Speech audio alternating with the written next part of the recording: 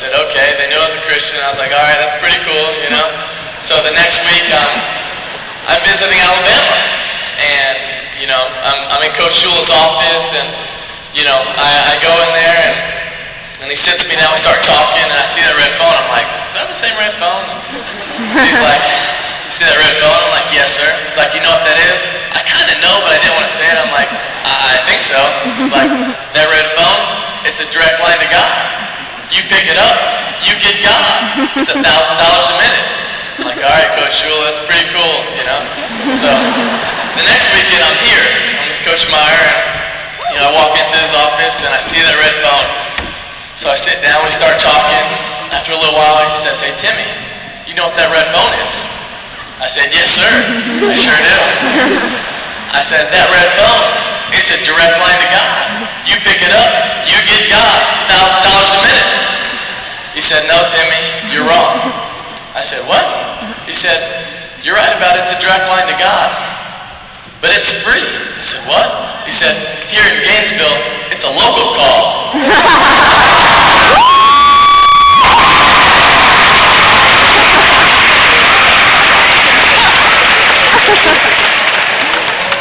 I had an opportunity a few weeks ago to do an interview, and you would all know who was giving me this interview. It was on national TV, and this lady, very well known, she was asking me about my college career and what I thought about it, and she said, you know, after winning 2 national championships, after winning the Heisman, after coming close, you know, would you define your life as a success? I was kind of stunned. I didn't know how to take it at first, and I started to think. She asked again, she would say, would you take your life as a success? I knew what she was meaning on the field, but I said, I would. My life is a success. But it's not the reasons you're thinking of. It's not because I've won a national championship. It's not because I won the Heisman Trophy. It's because I have a relationship with Jesus Christ.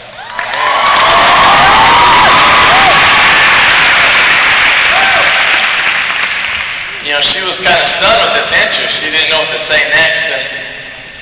And then she was like, well, tell me about this relationship with Jesus Christ. I said, well, it's changed my life. It's made me a different person. She said, well, how did this start? I said, when I was a boy, I had been going to church and I had been hearing about Jesus and how he died on the cross for my sins. But I had never put my trust in him. I didn't know what that meant. So one day I was sitting in my room and I was worried. I was worried if something happened to me, if I died, you know, was I going to go to hell? I didn't know. I was worried. Maybe like some of you. I thought, I'm not sure. I don't know. I'm scared. So I went out, I asked my mom. I kneeled on the couch. And I asked Jesus to come into my heart. I put my trust in him. And from that day, I have been 100% sure that when I die, I'm going to heaven. When I put my trust in him, my life changed. Now I know where I'm spending eternity. And because of that, I have success. Because of that, my life is a success.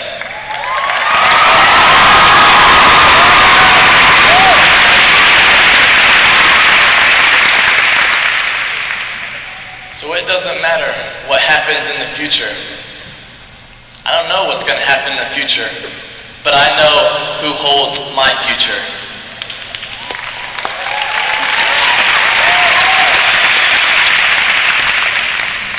And in that there is success, in that there is comfort, and in that there is peace.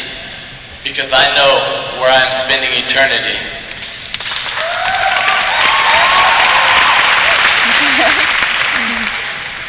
For what does it profit a man if he gains the whole world, but loses his soul? So I want to encourage all of you that in your dreams, in your path of life, in your goals, what you want to accomplish, make sure that your number one goal is to have a relationship with Jesus Christ.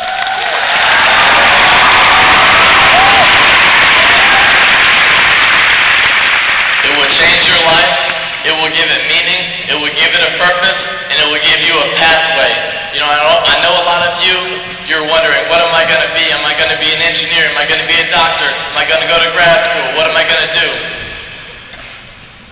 The easiest answer? Trust Jesus Christ. He has a plan for you. He has a plan for your life.